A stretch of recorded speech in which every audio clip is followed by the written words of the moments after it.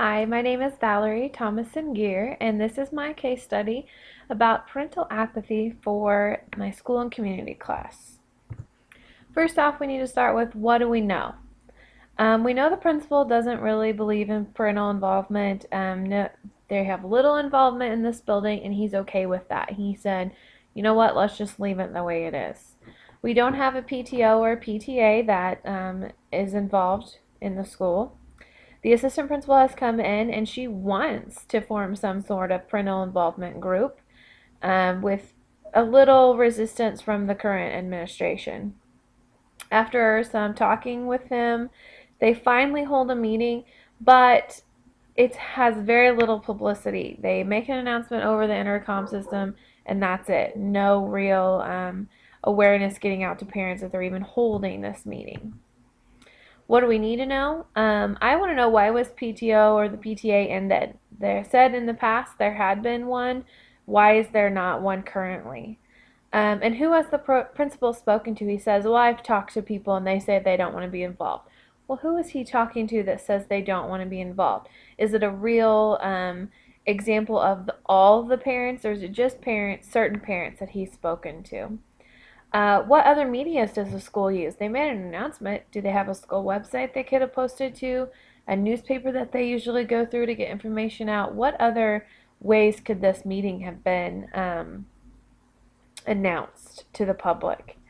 And why wouldn't the principal be up for a PTO, PTA? He or she immediately says, no, we don't, we don't need that. We don't need that. Well, why? What do they have against it? I identify the problem as the school has little to no parent support, and the current administration is okay with this and doesn't want to invite them in. And that's, to me, is sad. Why can't there be more parent involvement? Why is the principal resisting so much? So my plan of action is, number one, to hold a meeting. When they get there and they realize that there's only a few people there, the principal is a little unsure if they should hold a meeting or not. I think it's important to hold the meeting. You have people there that have taken time out away from their families to be there, whether it's 50 people or 8 people. Their time is important, and I think you need to have the meeting. Second of all, I would plan another meeting. I would take all responsibility for it and say, this is what I'm going to do. This is how I'm going to organize it. I would take all the responsibility and I would plan another meeting. And with that, I'd get the word out. Newspaper, radio, TV, district website. This meeting announced over the intercom system doesn't work. You're going to have to get the word out there better. So that would be my third part, that, if you're going to plan another meeting, let's get the word out better. And lastly, I'd create a survey. It could be given at the meeting, or it could be given at enrollment or conferences. See what parents are really thinking and feeling. If you know how parents truly feel, then you can see if they really want to be a part of their child's school, or if it's true and they don't really want to be a part of it. So give them a survey that they can give their honest opinion about things. My strategies would to be thankful. People are busy. You have to be thankful for their time. You have to be thankful that they chose to come, and be thankful that they want to be a part of their students' school lives. Be thankful. Be appreciative of those people. Don't waste their time.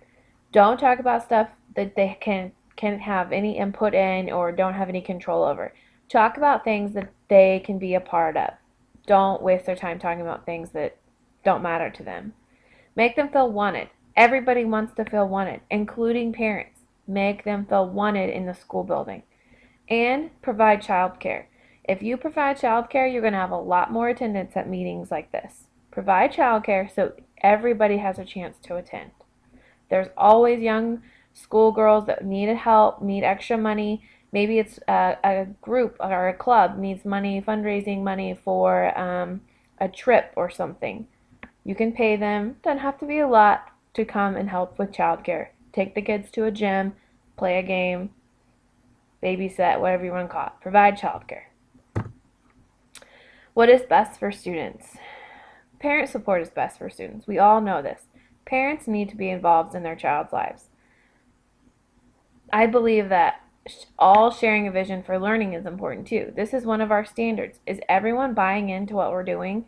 If you don't have parent support, they're not buying into what you're doing. You have to have everybody sharing a vision for learning. And three, knowing your community resources and needs.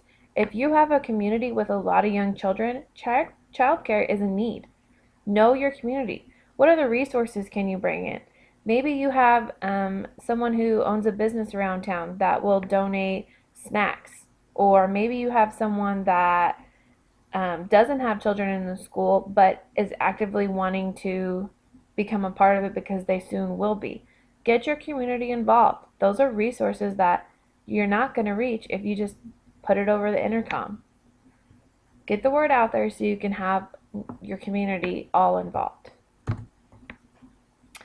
How to resolve the problems with facts from the case. Only a few parents were asked about involvement. That seems sketchy to me. I want to get the word out to get everyone involved and see if they actually want to be a part of some things going on in their schools. That's why you survey all parents. Get the word out. Announcements don't work. We know this. Kids don't listen. You can write it on a piece of paper. They still might not give it to their parents. Have to have a way to reach parents without going through the students. And then, like I said, childcare. Being helpful, and it's seen as important. If we're going to provide childcare for you, they're probably realizing that this is an important meeting that I need to attend. So, with using that information, it gives the parents a more, they know it's important and they need to be there, and they're more likely to be there. When I debriefed the problem, there were some things that I thought about as I was reading this, and I want to know, why was the PTO stopped? If you have a good PTO, then why end it? What happened?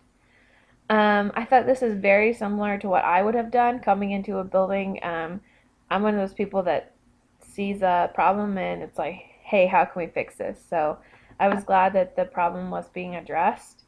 And I felt like the current principal already has a bad attitude about things before it even begins. And I don't understand. I feel like there's something behind that we're not really getting all the information.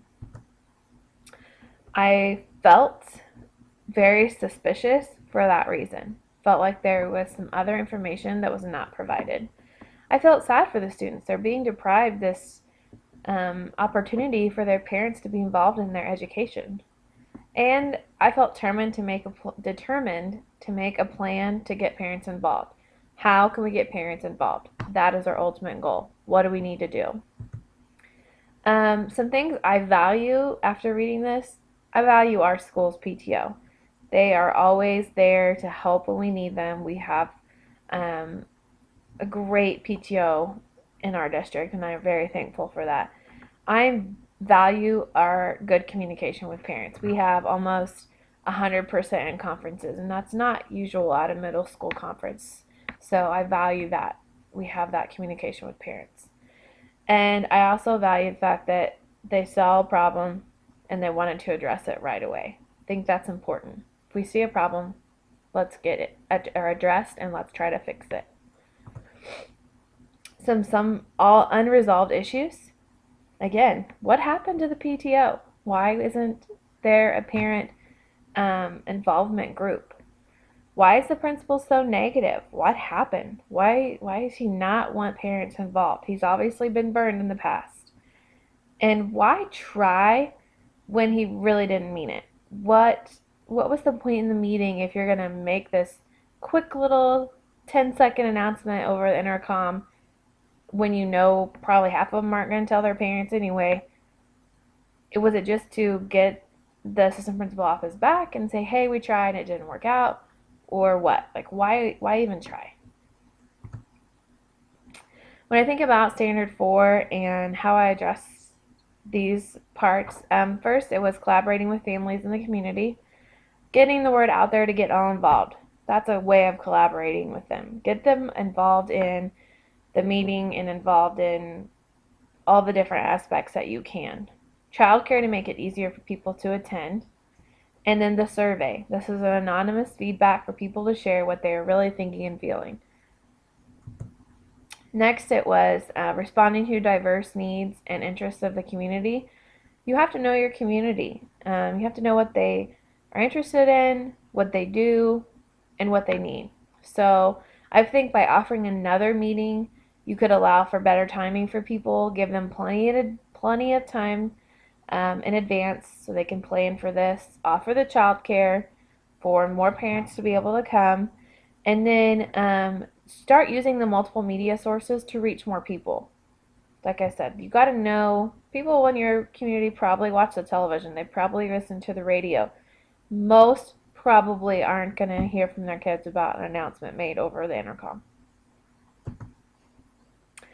And last, mobilizing community resources to address and help solve problems. Using the community media to reach people, that's a resource that we often don't use when it comes to announcing media or announcing meetings and things.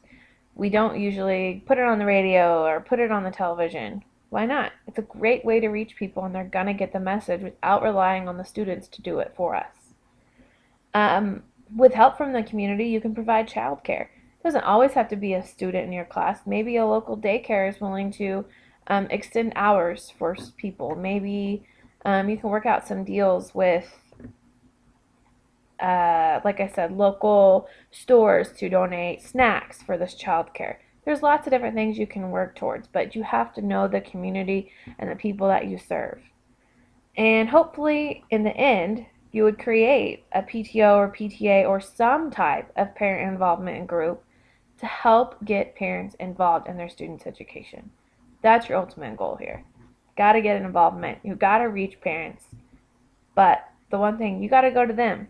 They're not coming to you unless you get out there and reach them first. So that is the end of my presentation, and I hope you enjoyed. Thank you.